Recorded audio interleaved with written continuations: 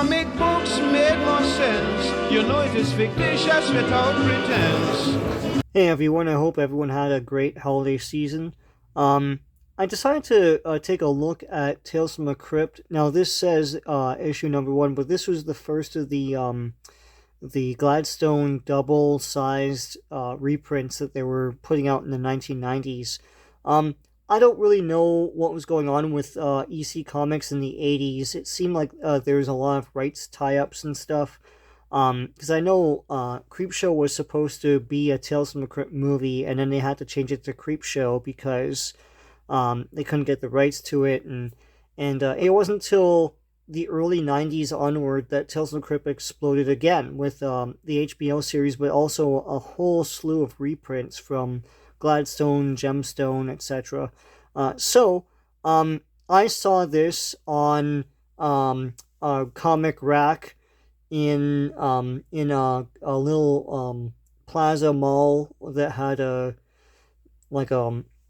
convenience store, and this was right in the convenience store comic rack. And the cover is striking, and it's so amazing because it's Jack Davis, but this is from the 1950s, and I was heavily into comic books and superheroes and all that stuff, and it was getting a lot grittier back then, you know, the anti-hero characters and everything, and an Image was a couple years off, and, you know, etc., etc. So, I had always known about EC Comics, but when I saw this, I had to pick this up. There's a mummy, and there's a two-headed ghoul thing.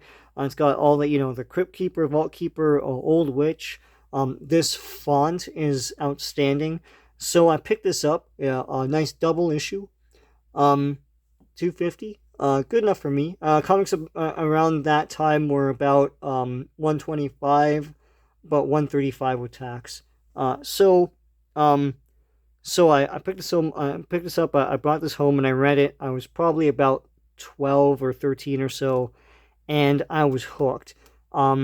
The level of storytelling and the gruesome macabre horror in it was revolutionary in the 90s, which is funny because, you know, this is a comic. These stories are from the 1950s. So let's take a look at what I got hooked at. So when you open the cover, it has a whole write-up about the history of this stuff, which is great if you're being introduced to it.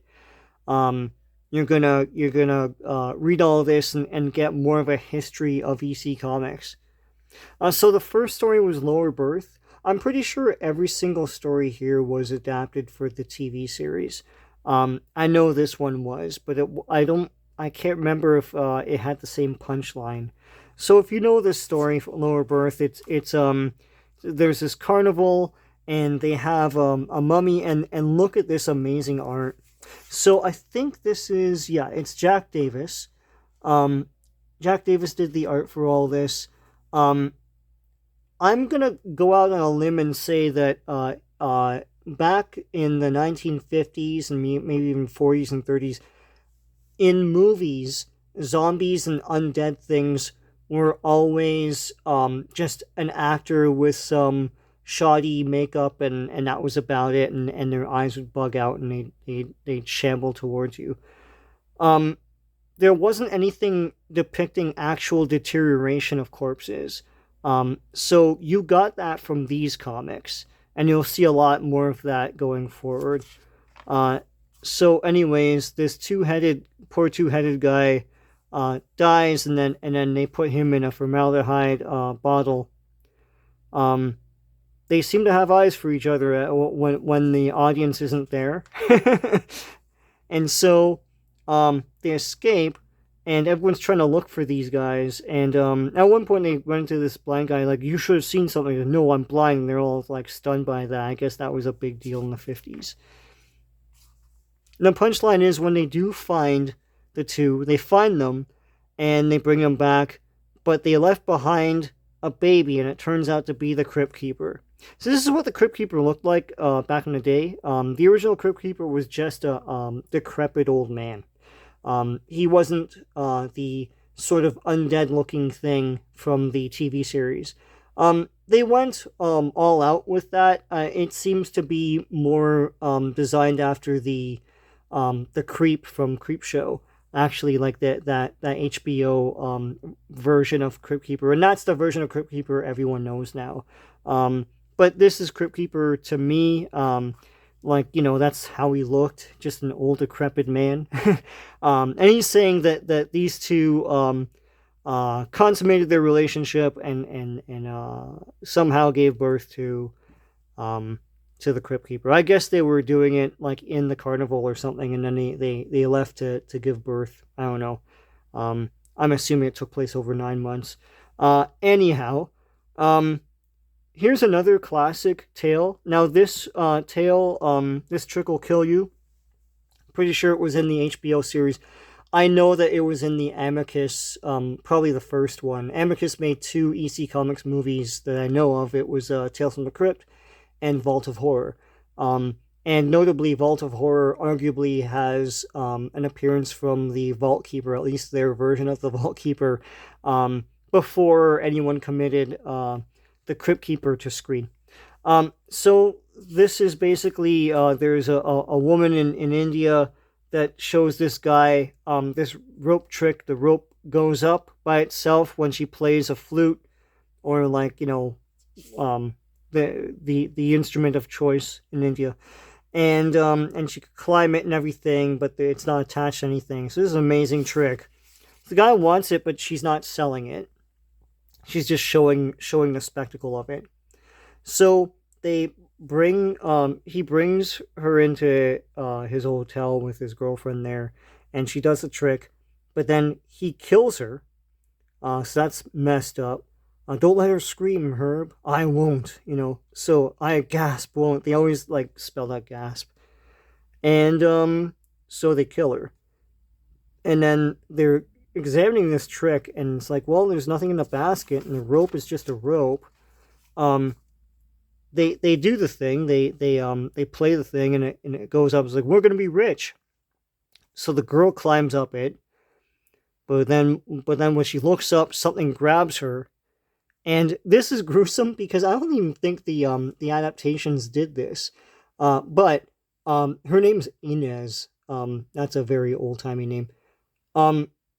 What comes out is just her body parts. Like, she gets dismembered up there by something.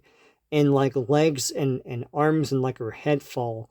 And he's like, what the hell? And then the rope ties around this guy's Herb's neck and hangs him, and the hotel manager he's responding to noise complaints. He comes in and he sees that the rope is attached to nothing and hanging this guy, and when they try to loosen the knot, the rope just falls limp and he falls down dead. That's crazy. And I'm reading this going, wow, what the hell? Like, what dismembered her? This is really, really intense stuff. And I was like, wow, these old 50s comics were the best. So here is, so apparently there were reprints done by East Coast Comics, and they didn't sell too well. The rest of the inventory was bought, I guess, by Gladstone. And so they were offering all these comics. Now, I bought a ton of the Gladstone and way more, like a lot of the Gemstone stuff. Back then, I didn't really have a disposable income. So I'd look at these and be like, oh, I want, like, and like $6 and $5 and stuff for like one comic was a lot back then. I look at this now and I'm like, I should have just like ticked all this off and asked my parents to just pay for all that, but they weren't going to do that. So, and you'll see a lot more of these kinds of ads throughout this. And I'm sure a lot of people did partake in this. What I did enjoy was reading all the synopsis of all the stories in these comics and the history of things. These were invaluable in terms of learning more about EC Comics and the reprints that came afterward. So, the next tale is a Crypt Keeper's Grim Fairy Tale. And this is about this spoiled brat kid. He's a prince. And this Nana dotes on him and everything, and he has this weird speech impediment, like he's like, I'm the plinth, right? And they totally spell all that out, right, phonetically. So at one point, the nanny falls dead, and the kid is inconsolable, and the king and queen don't know how to parent this kid. So the king promises, like, listen, like, there'll be a funeral, yeah, okay, and there'll be lots of candy at this funeral, and games and prizes, and all your cousins will be there, and this kind of consoles him. So he's promising all this stuff will happen at this funeral. So now he's looking forward to the funeral. So he goes in to see his dead Nana, and apparently she wasn't dead after all. She had a condition where it appeared that she was dead, but she wasn't. And I love this little asterisk here. It's like, Fanny, you see, suffered occasional cataleptic fits which made her appear dead. And after all, how good were doctors in those days anyhow, right? So so they hug and everything. And then he's dreaming of all the things he was promised in his funeral. And every time, like, she's like, oh, I'll always be with you, each vision of this amazing funeral pops in his head. The candy, that pops. The cake, that pops. The horse he was promised, that pops. And so he takes a heavy candelabra and just nails her and kills her with a couple blows. And he's like, we're going to have a funeral. So so he gets his funeral. He lives happily ever after. Didn't learn a lesson at all. How gruesome is that? That's crazy. Like a child committing this in a comic. That's messed up. Witch's Cauldron. So here's the Old Witch. Now, the Old Witch and the Vault Keeper actually made appearances in season 2 of Tales from the Crypt Keeper, the cartoon series. I'm not sure. I know that the first season was Nelvana. I'm pretty sure perhaps the second one was Nelvana. I think it was called The New Tales of the Crypt Keeper.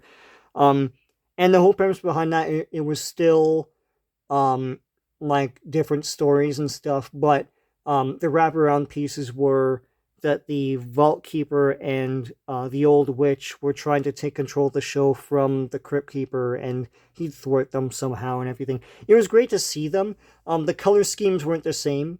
She wasn't wearing red, but it was still there. It was kind of cool to see the other horror hosts from the old EC Comics get their due in something. And I think to this day, that's the only appearance of the Old Witch in any media. So, None But the Lonely Heart. So this is about a dude that puts lonely hearts. This is in the old days. There was no internet, so you put ads in the paper to meet people, right? And he's been doing this for a while. What he does is he searches for rich women. They don't have to be pretty. It doesn't matter, because he'll befriend them, he'll marry them, he'll inherit their money, and then he'll kill them. And that's basically what he does. So here's the whole history of that, and he tells all this to his dog and everything, and his dog is in on it. It's just a dog, right? So here he is, like slicing this woman and throwing this woman down the stairs, etc. Throwing this woman off a building. So, and here's someone, I think he poisons her. So he's corresponding with someone, and they sent a picture, and here's the picture, and they're like really pretty, and she has a palatial estate somewhere. So he's like, great, let's go meet her, right? So I think they've been corresponding, and he proposes to her through letters, and she agrees. So she accepts. So they go, and there's a wrought iron gate, and he's like, oh yeah, here's the estate, but it's a cemetery, and he's like stunned. He's like, what the hell? And when he stops his car, someone opens his door and it's this like ghoulish zombie. And look at this amazing art here. Let me see who did this art. It's a Lonely Heart, right? They have all the credits here, which is great because they didn't back in the old days. This will kill you. This is Graham Ingles. So here you go, Graham Ingles drawing a zombie. Since these, they've also done a lot of these like reprints. They're done in computer color and etc. The thing is, you do lose some of the strokes and little details that made these so gruesome and interesting to look at. Like, look at this hand. Look how many lines are depicting the decrepitation here. It's pretty cool. So, anyways, she drags him to her coffin. And the old witch says that don't worry about the dog. She had a dog as well, so they so I guess the same thing happened to that dog. So there you go. There's that gruesome story. Gladstone is your source for science fiction for horror. So this is where I learned like, oh, they're reprinting the science fiction stuff as well. That stuff is amazing as well. So here's a whole I think this is like a subscription box here that you can like cut away and mail in. So this is a double issue. So the other issue here is Crime SuspenStories.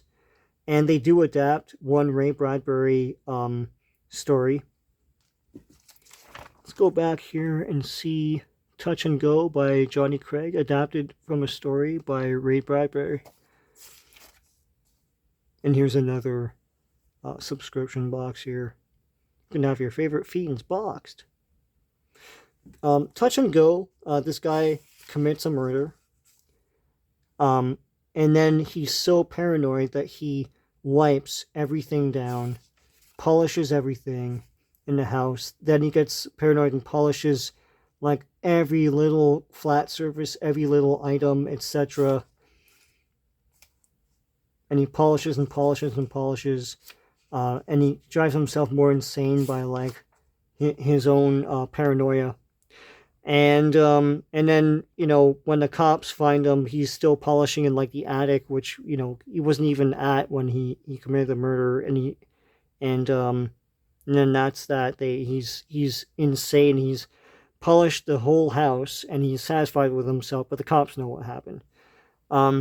So there you go. He's trying to polish all the evidence and fingerprints, but he way overdoes it and just drives himself insane. So, One for the Money. Who did the art for this one? This is Jack Kamen.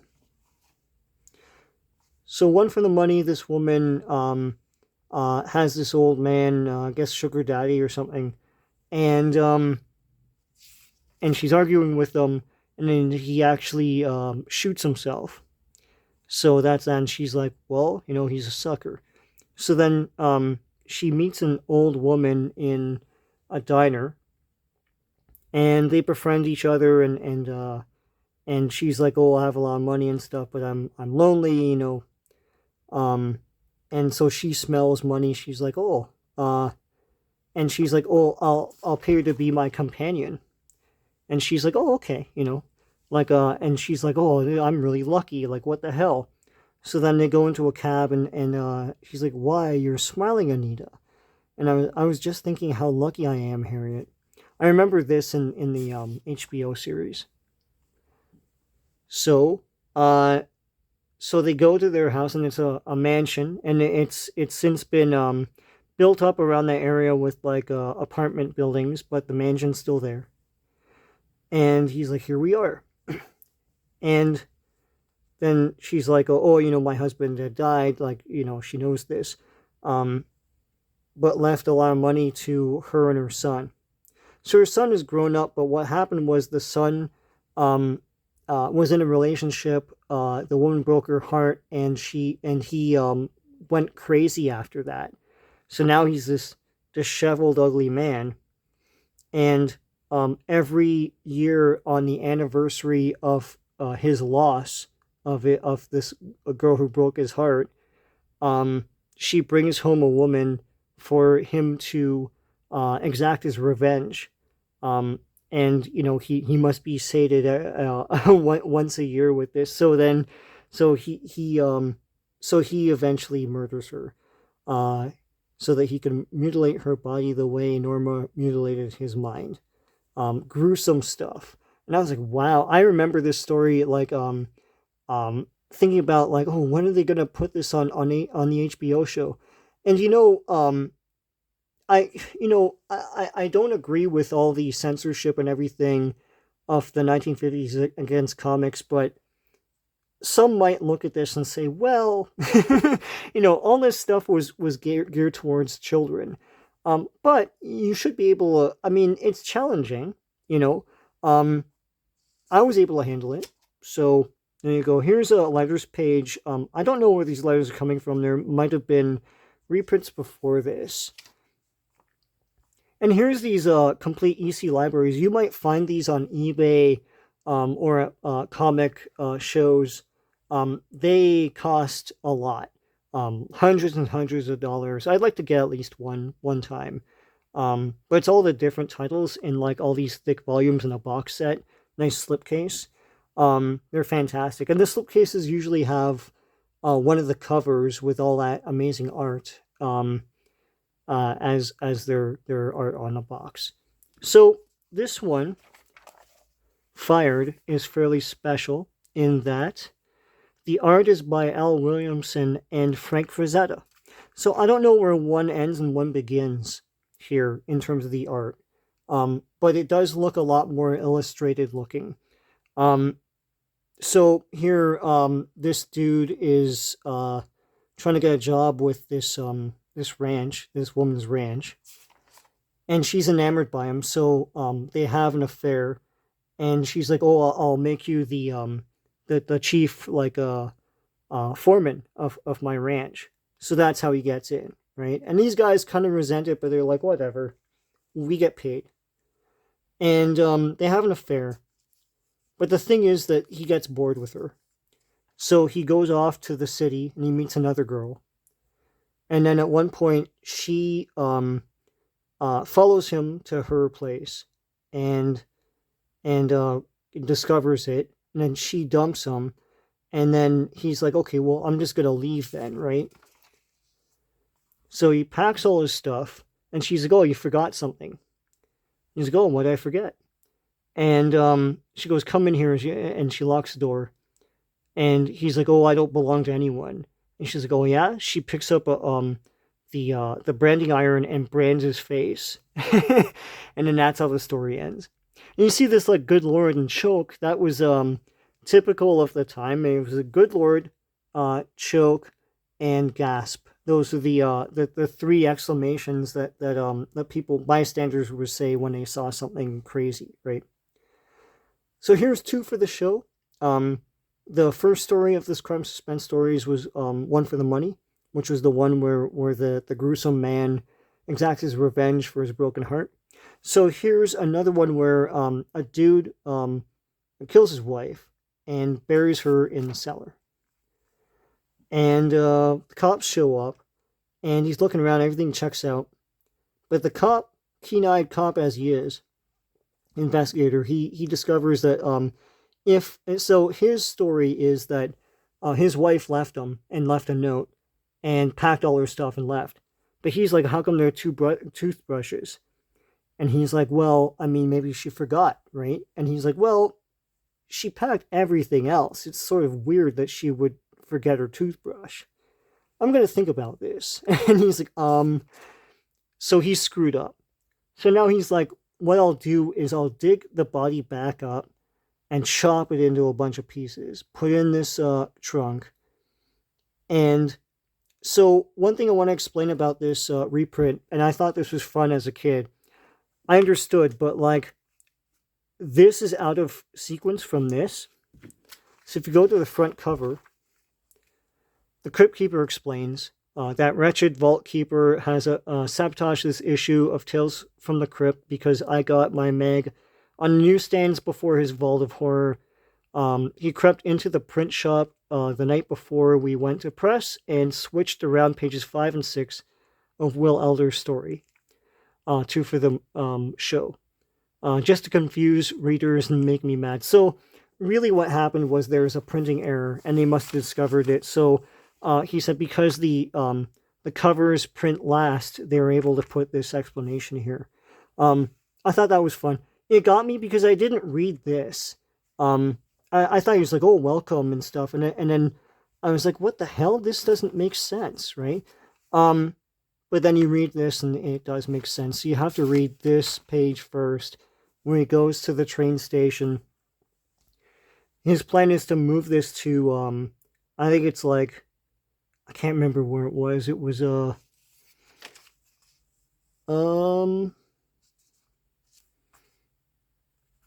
Chicago. So he wants to move the thing to Chicago.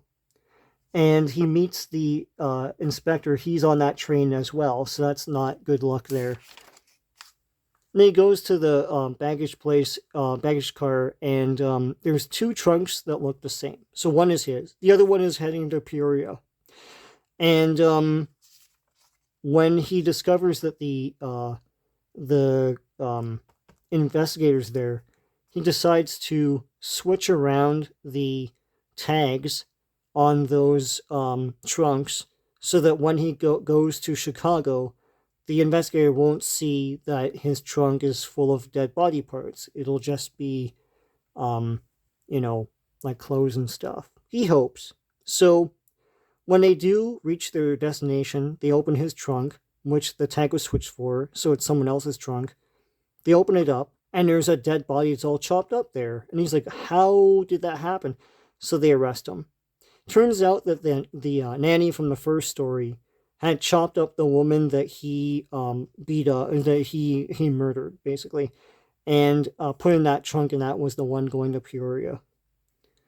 And then the tags got switched. So both trunks had chopped up bodies.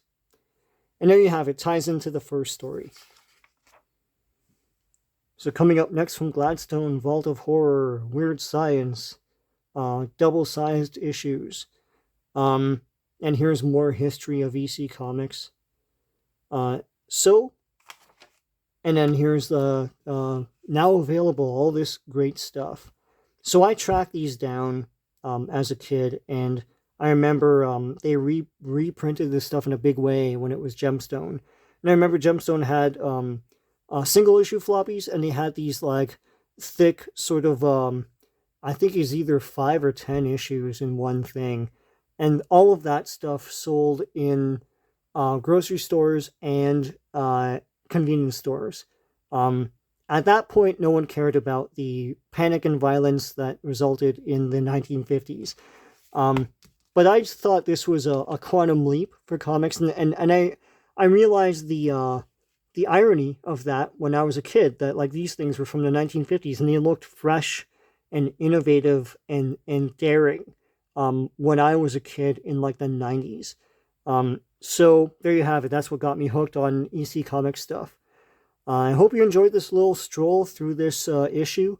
As you can see, this isn't in a great condition, but I'll never give this up. This is an important issue for me.